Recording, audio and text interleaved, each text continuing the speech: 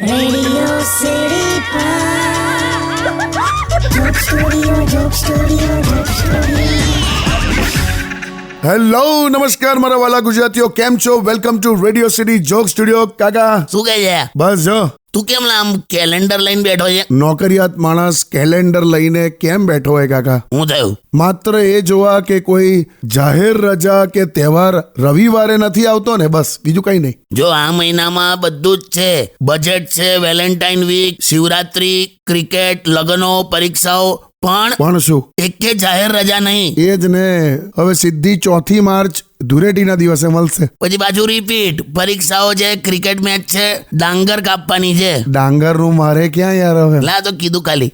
પણ કેમ આટલો ઢીલો કેમ થઈ ગયો છે તું? નોકરિયાત જીવન કાકા, નોકરિયાત જીવન. તેનું હું લા? પહેલા ખબર હોત ને કે આવી લાઈફ થવાની છે તો એ ટાઈમે ઘોડિયામાંથી જ કૂદકો મારીને ઉકલી જાત. લા તું તો લા બહુ ડિપ્રેસ થઈ ગયો. લા કામ કર, પરણી જા. ના તમે આખો ટોપિક બદલ્યો. ના ખરેખર કહું છું. ના હું ફ્રેશ છું, એકદમ super fresh. Stay tune with Kishore કાકા only on radio city 91.1.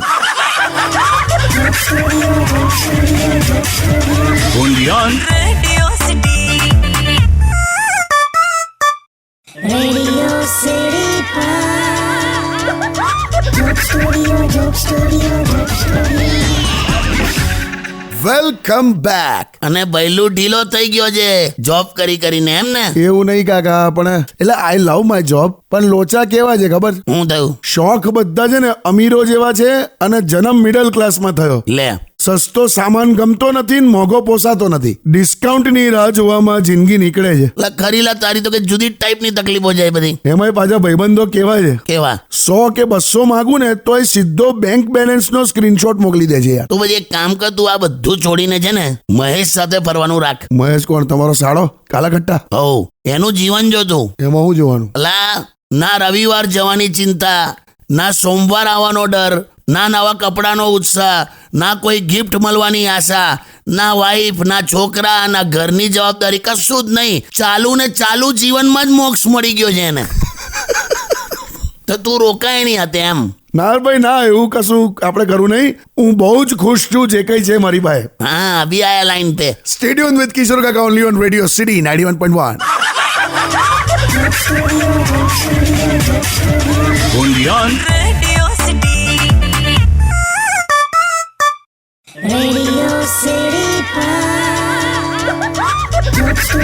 Joke studio.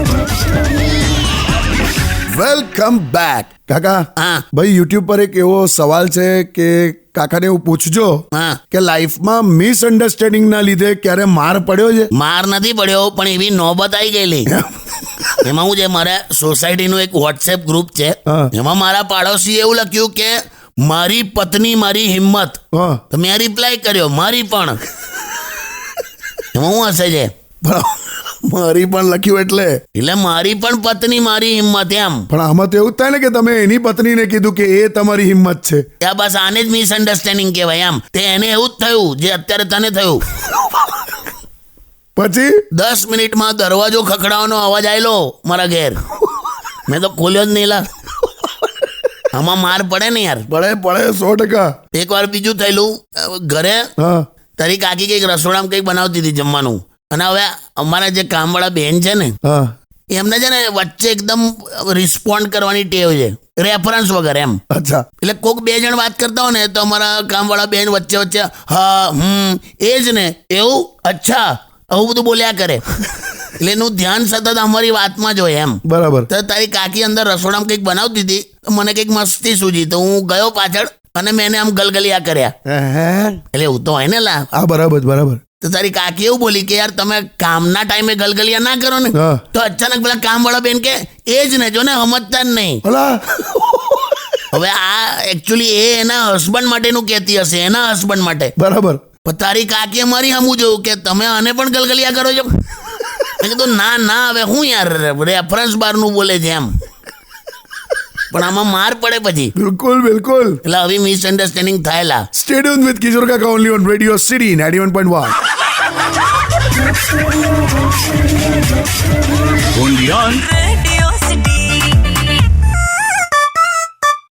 Radio city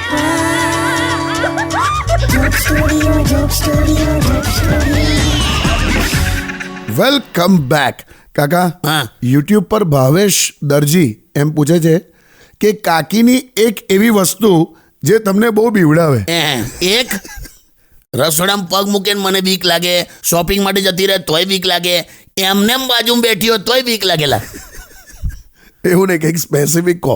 એટલે સૌથી ડેન્જર તો એક છે, શું? એ છે ને કોઈ ફિલોસોફિકલ વસ્તુને લિટરલ સેન્સમાં કરે છે. અચ્છા. એટલે હું જ્યારે જોબ કરતો હતો ને હા તો મેં એને એકવાર એવું કીધેલું કે શિયાળો છે હા. તો મેથી પાક કે પછી ખજૂર પાક, કચરિયું એવું બધું બનાય તો આખું વર્ષ સહન શક્તિ સારી રહે. હલા. હું આવું બોલ્યો. બરાબર. બીજે દિવસે ઓફિસમાં જ્યારે ટિફિન ખોલ્યું ને હા. તો અંદરથી એક ખજૂર, થોડા સિંગદાણા, ગોળનો ટુકડો, મુઠ્ઠી ભરીને મેથી, આવું બધું છૂટું છૂટું મૂકેલું અને એક ચિઠ્ઠી લખેલી, શું?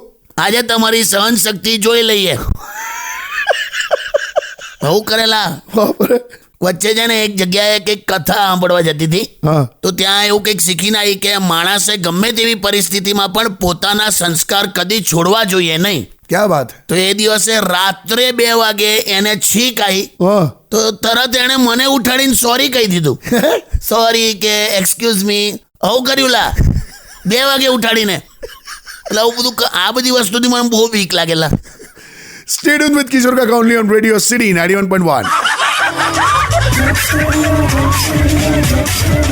only on Radio City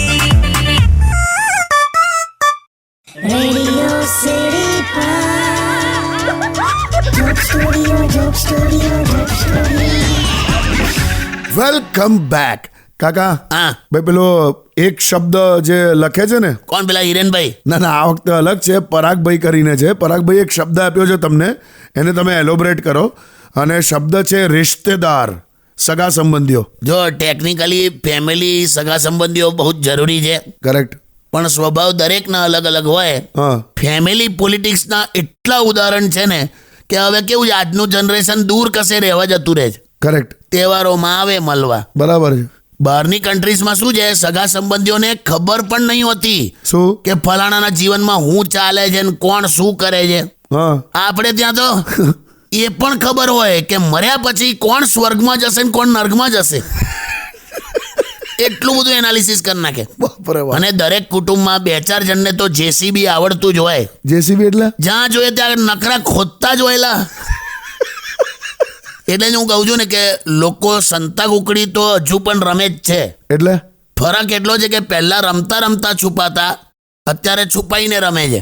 વાહ વાહ કાકા વાહ. Stay tuned with Kishore Kaka only on Radio City 91.1.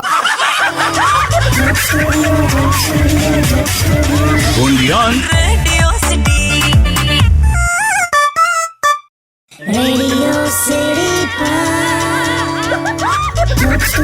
Joke Studio.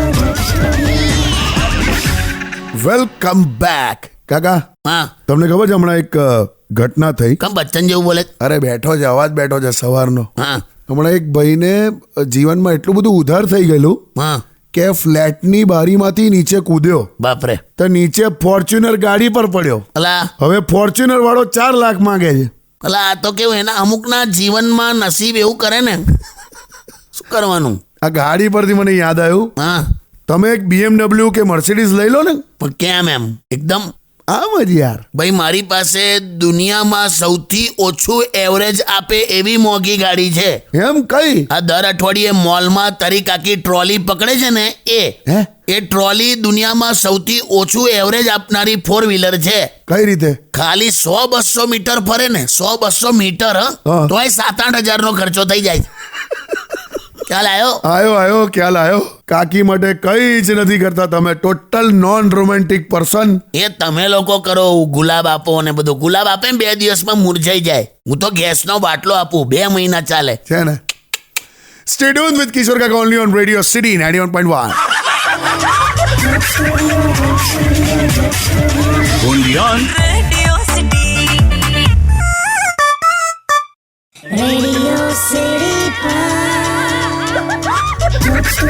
Joke Studio. Welcome back કાકા. હા છોકરીઓ અચાનક આમ પેલું ભૈયા ભૈયા કરે ને હા તો છોકરાઓને બહુ લાગી આવે છે. બરાબર. એવું છોકરીઓને પણ ક્યારે આઘાત લાગતા હશે? થાય ને, થાય. બિલકુલ. તું જો છોકરીઓ છે ને આમ બધા વાળ બાંધીને આમ આમ રાખશે પાછળ, હા ખાલી 8 થી 10 જ વાળ એવા રહેવા દે આગળ, હા અને આખો દિવસ 1500 વાર એ કાન પાછળ વાળ સેટ કર્યા જ કરે આખો દિવસ. હા, જોયું છે. તે હાથ નહીં દુખતા હોય એમના? દુખે જ ને. પણ ના, એ તમે નોટિસ કરો, એને વખાણો, એ બધું એને ગમેલા એવું હોય? તો ભાઈ. પણ ધ્રાસકો ક્યારે પડે? ક્યારે? છોકરી 20-25 ની ઉંમરમાં હોય હા. અને કોક 10-12 વર્ષનું લબર મૂછ્યું એને આંટી કહી જાય ને, ત્યારે પહેલો આઘાત લાગે. કરેક્ટ. પછી એ જ્યારે 40 થી 50 ની વચ્ચે હોય છોકરી, હા અને કોક ફ્રૂટ કે શાકની લારી વાળો એકદમ એના માસી કહી દે, માસી, એ આ બીજો આઘાત. બરાબર. અને છેલ્લે ક્યારે? કે છોકરી પોતે 50 થી 60 ની વચ્ચે હોય હા. અને કોક 45 વાળો એને બા કહી દે, એ તો કેટલું બધું લાગી આવેલા. એટલે એમની હાથે પણ આવું થાયેલા એમ. Correct. Stay tuned with Kishore Kaka only on Radio City 91.1. only on Radio City.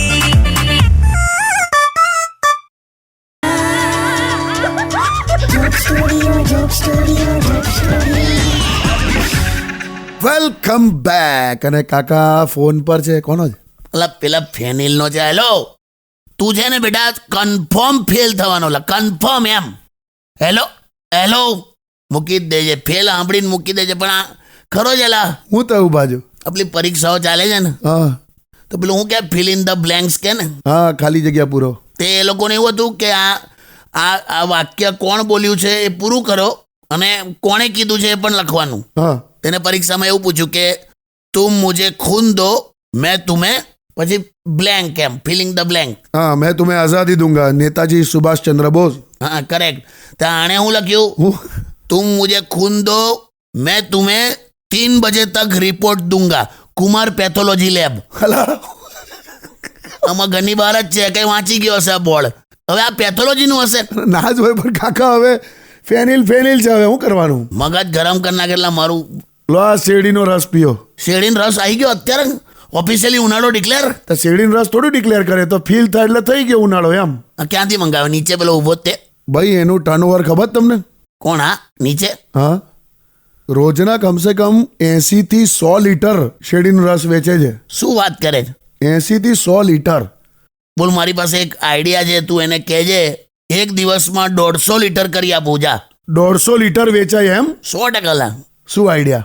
એને કે ખાલી ગ્લાસ આખો ભરે. હે તમે આવા અડધા ગ્લાસમાં હોય યાર. Stay tuned with Radio City 91.1. only on Radio City. Radio city joke સ્ટુડિયોમાં કિશોર કાકાને સાંભળવા માટે બેલ આઇકોન દબાવો, સબસ્ક્રાઇબ કરો રેડિયો સિટી ઇન્ડિયાની યુટ્યુબ ચેનલ, અને રેડિયો સિટી ગુજરાતીના ફેસબુક પેજ અને ઇન્સ્ટા પેજને હમણાં જ ફોલો કરો. Radio City.